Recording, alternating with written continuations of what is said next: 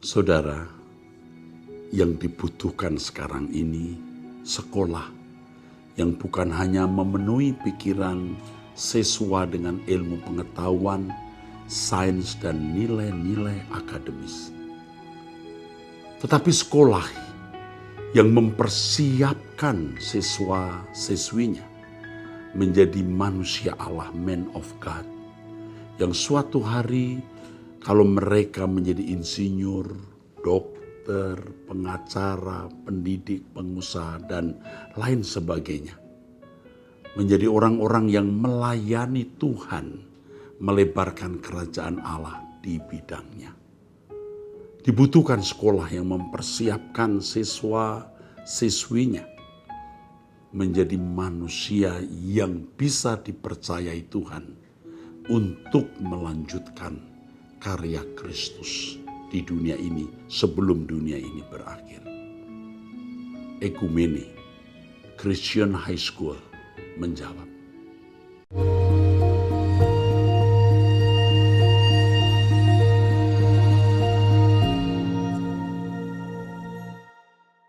Shalom saudara, kita masuk episode 621. Dari pria usia 39 tahun, seorang pedagang. Salam Pak Erastus, mengapa roh jahat yang diusir 7 anak sekewa dalam nama Yesus di Kisah Rasul 19 tidak minggat malah menyerang balik dan menang.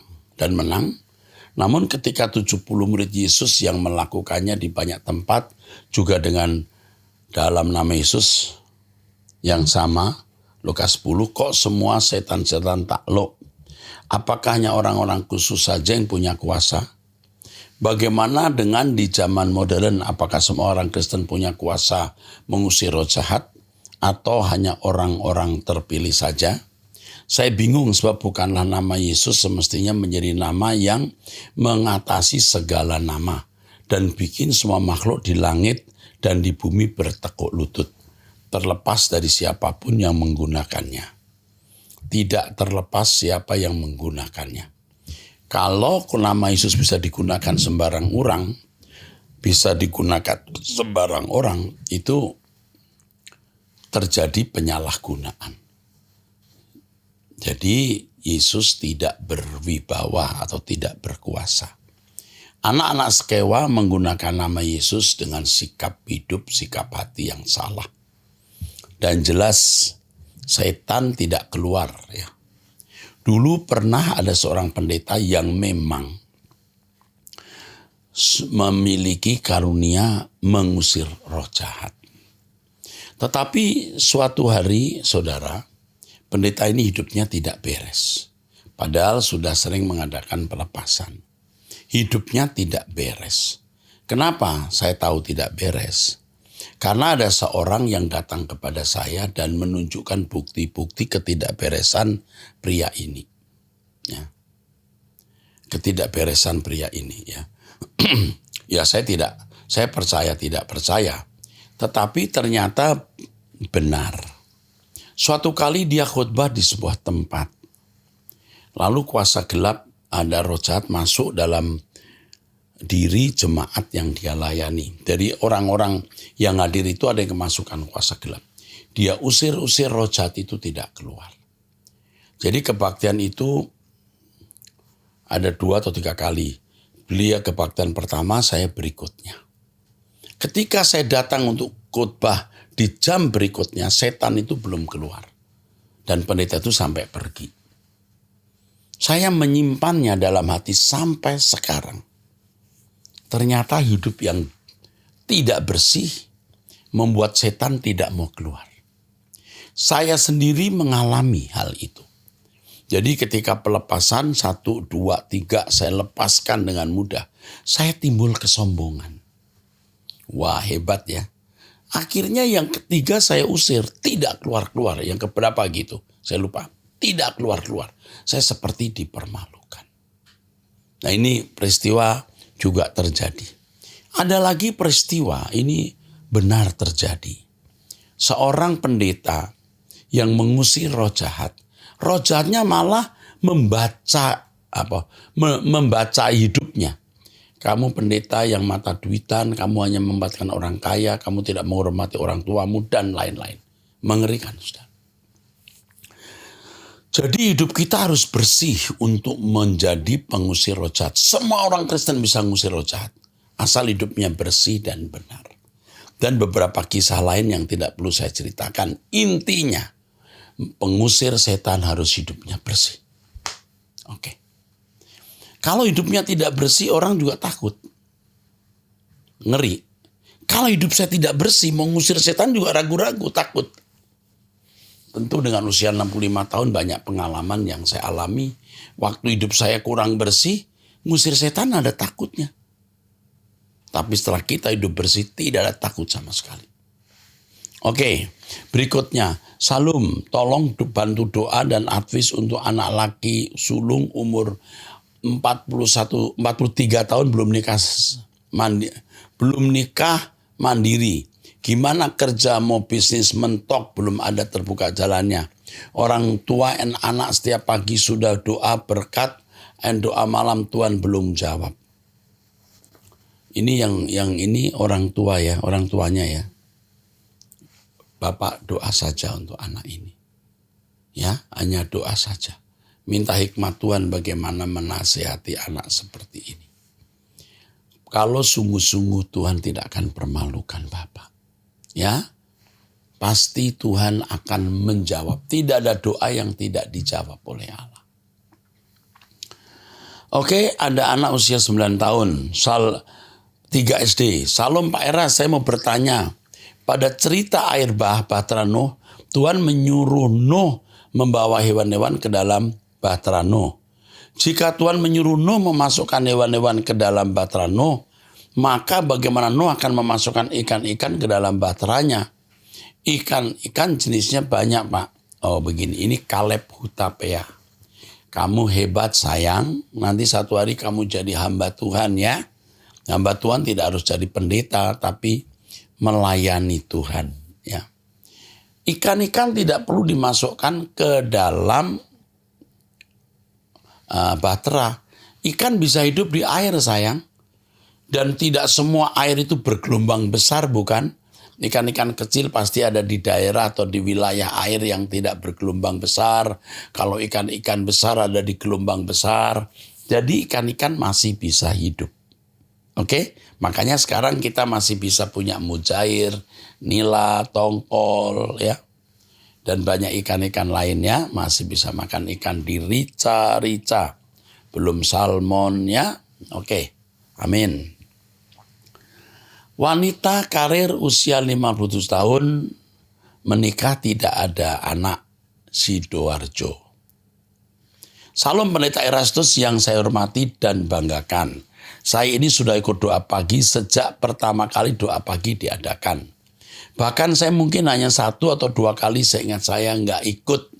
Dimanapun saya termasuk kalau pas lagi ada tugas luar kota, luar negeri, saya tetap ikut doa pagi. Tapi Pak Era, saya merasa kok hidup nggak berubah signifikan ya. Saya masih saja salah-salah ngomong, berpikir dan bertindak.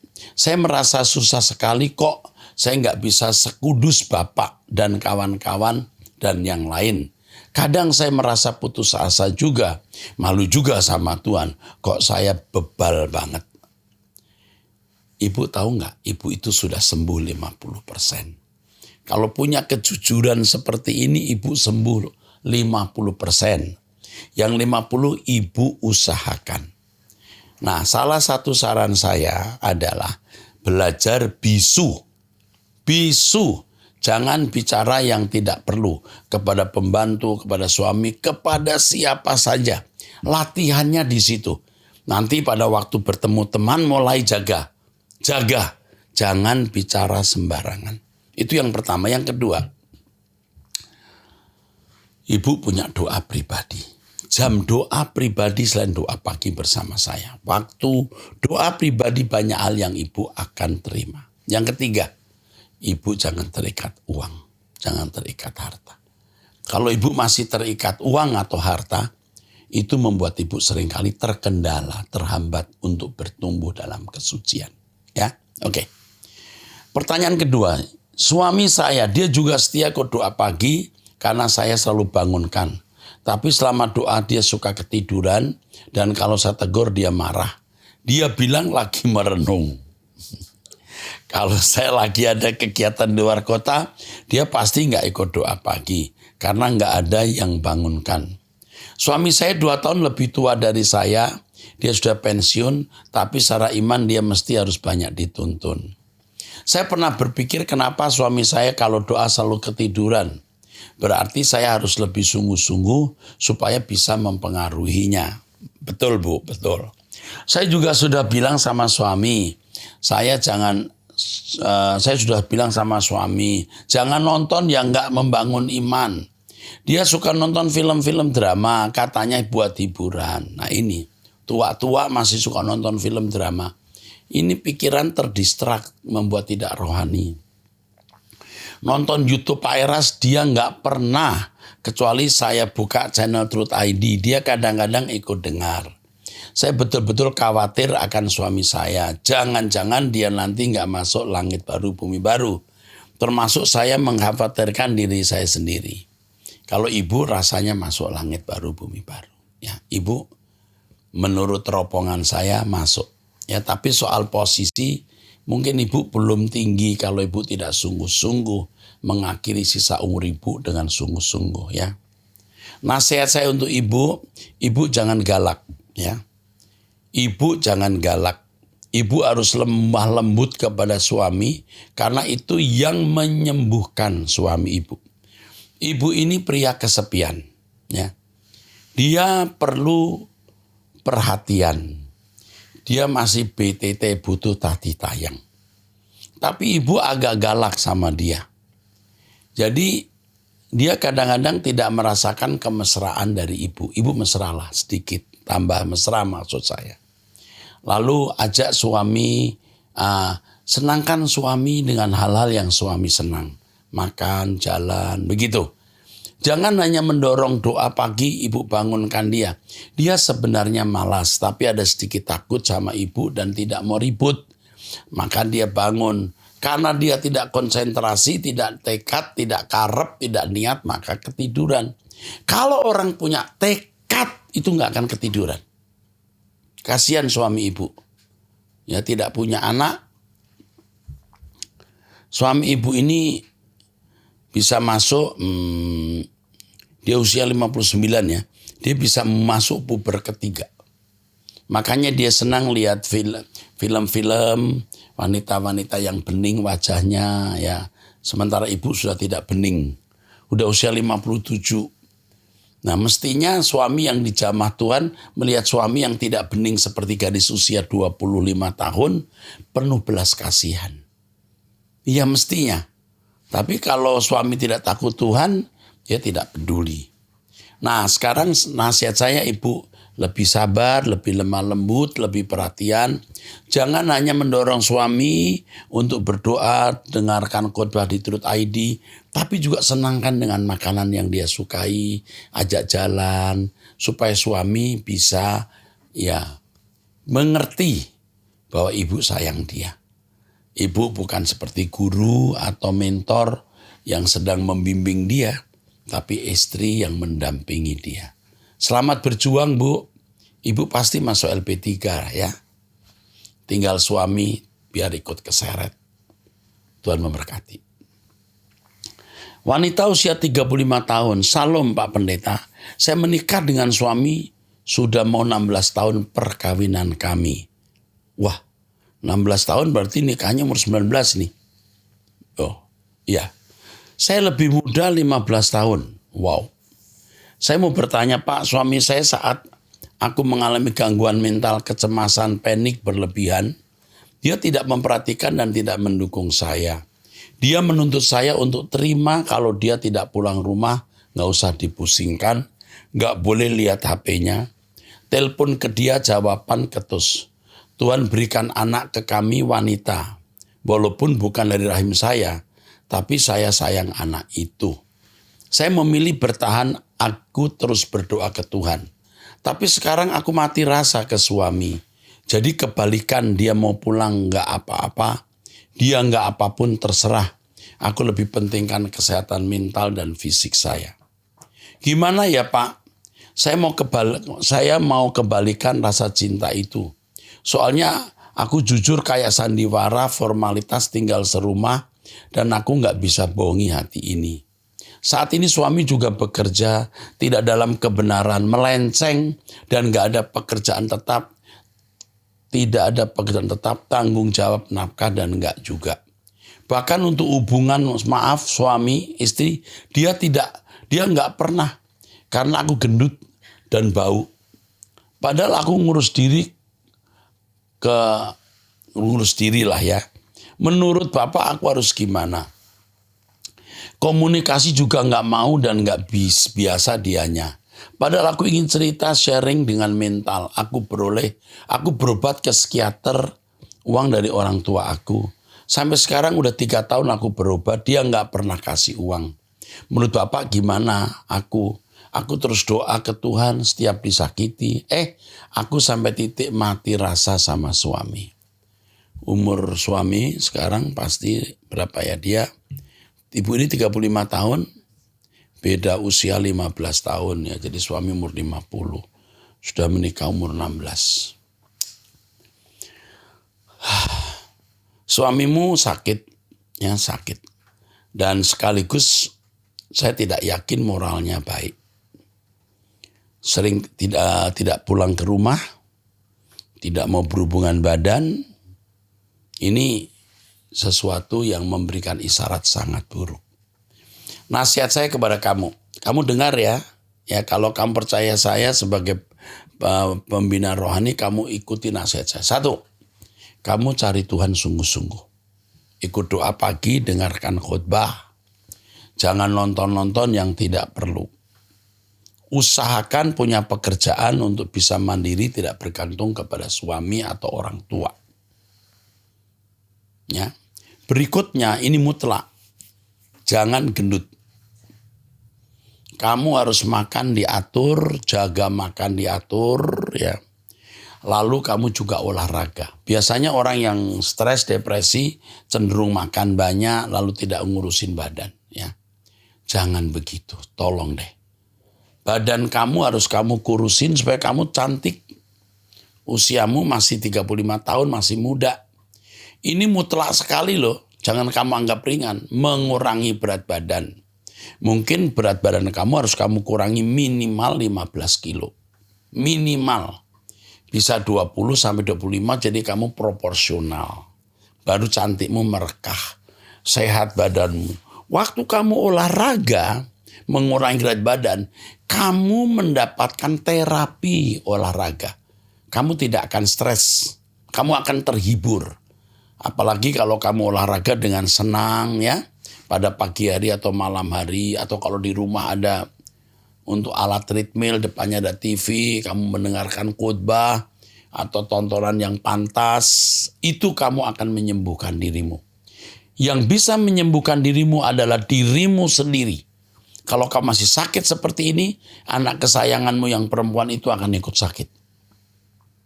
Dengar nasihat saya ya, Tuhan memberkati. Selanjutnya dari anak umur 16 tahun pelajar. Salam Omera, saya mau bertanya, saya pernah bertemu seorang pendeta yang mempunyai karunia penglihatan. Pertanyaan saya sederhana. Pak, apakah dalam iman Kristen ada yang namanya karunia penglihatan? Ada. Ada. Itu karunia-karunia roh. Tuhan memberikan penglihatan. Nabi-nabi dulu juga mendapat penglihatan, nak. Oke? Itu jawaban saya. Dari ibu usia 52 tahun. Salam Pak, 2 tahun lalu saya pernah surat di Abam episode 450. Mengenai suami yang temperamen.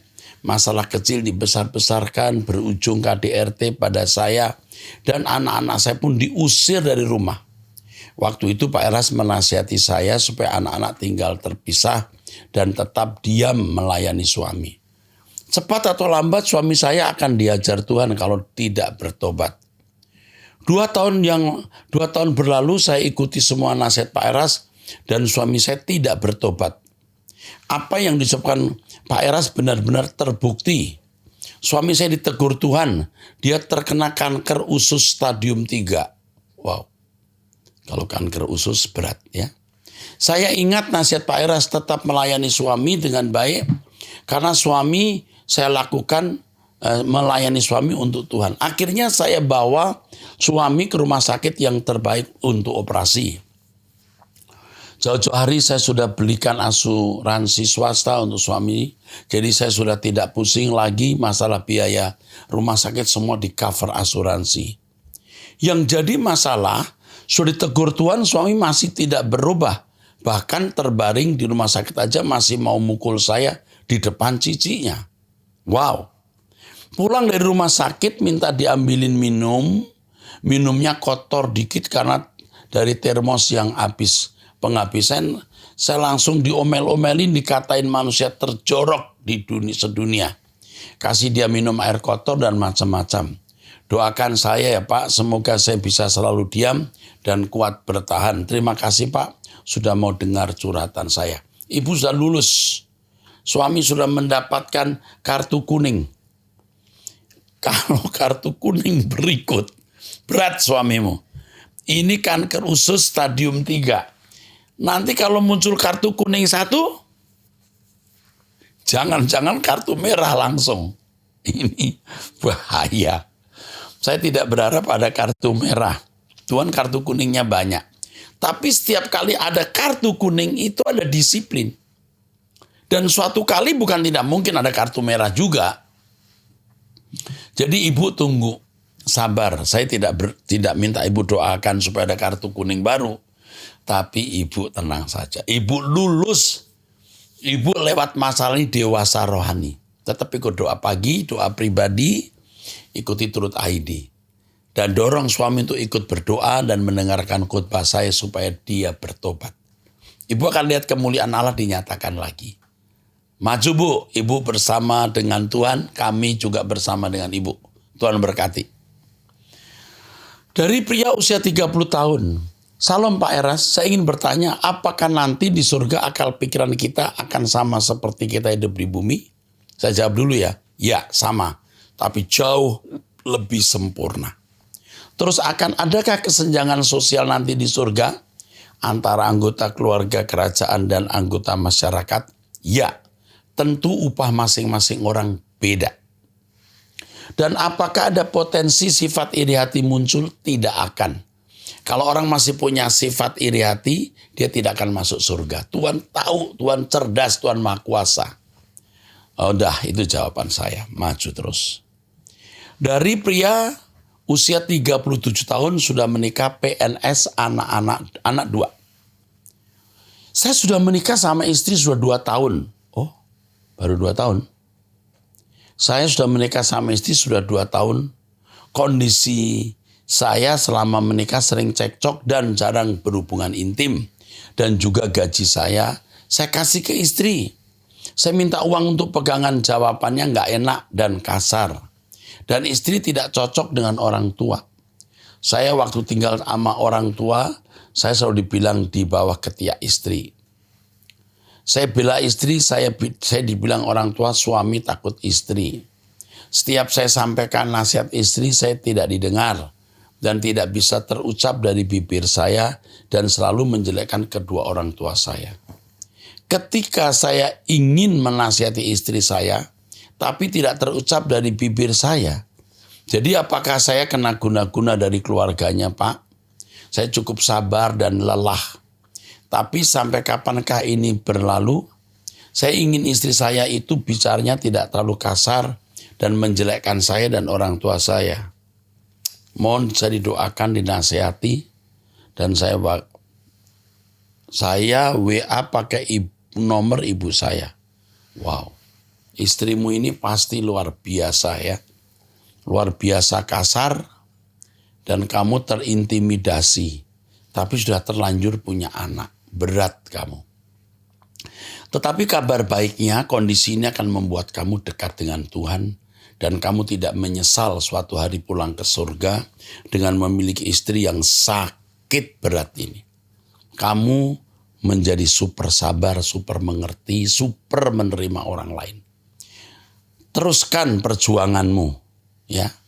Kamu bukan diguna-guna, memang kamu kalah wibawa dengan istri. Tapi ini tidak masalah. Cuman saya ingatkan ya, istrimu akan dihajar Tuhan kalau terus-menerus berkeadaan seperti ini.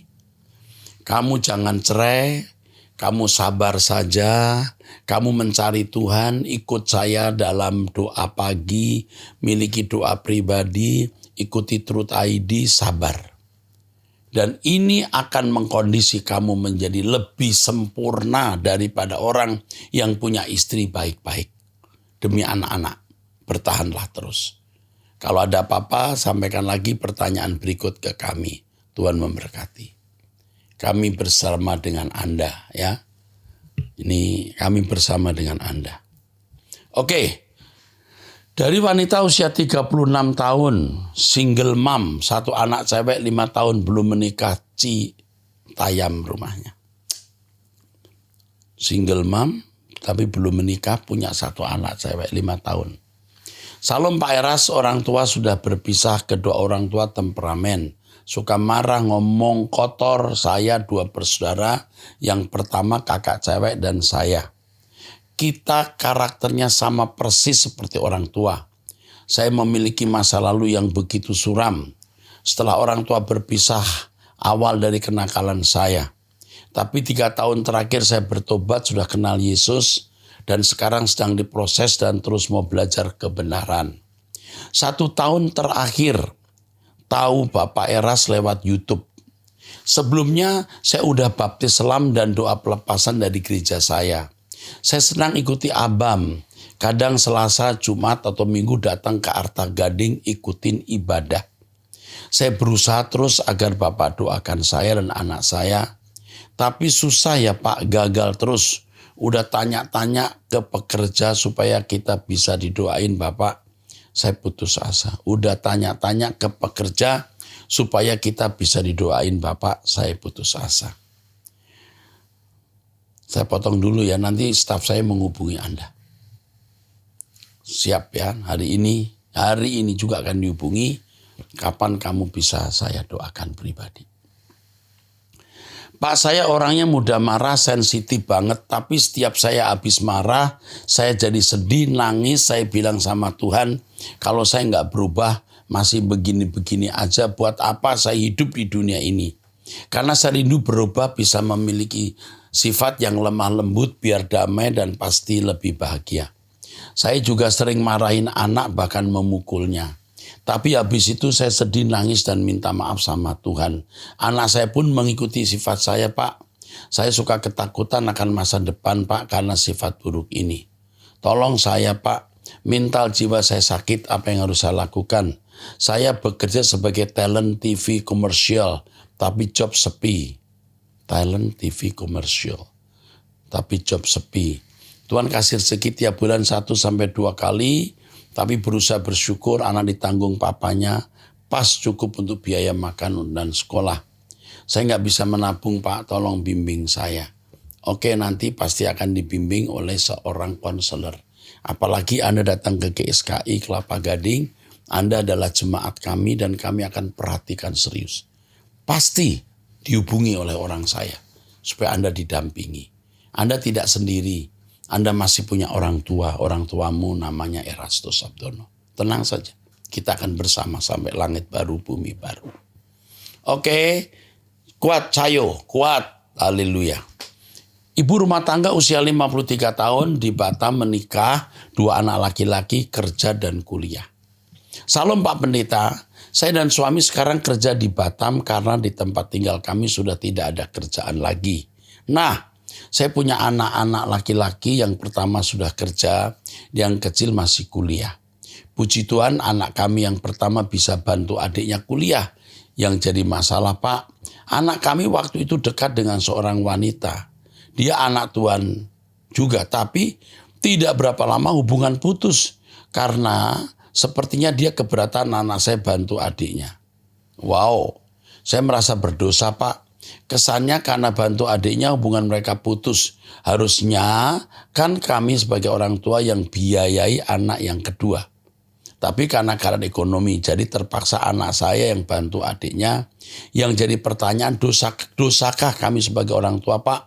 Kasih beban ke anak kami yang pertama. Saya sedih sekali, Pak. Sebelumnya saya ucapkan terima kasih. Sepertinya kami orang tua menghambat masa depan anak. Saya jawab, 1, ibu, bapak tidak berdosa, sudah membesarkan anak-anak yang dewasa bisa membantu adiknya, itu wajib, mesti, kudu, tidak bisa tidak. Oke? Yang kedua, kasih tahu anakmu itu, bersyukur tidak nikah dengan wanita ini. Ini wanita pasti bengis. Wanita ini pasti bengis. Wanita ini kalau saya bilang jahat keterlaluan, tapi bengis. Saya nggak mau bilang jahat, tetapi wanita model begini, judes.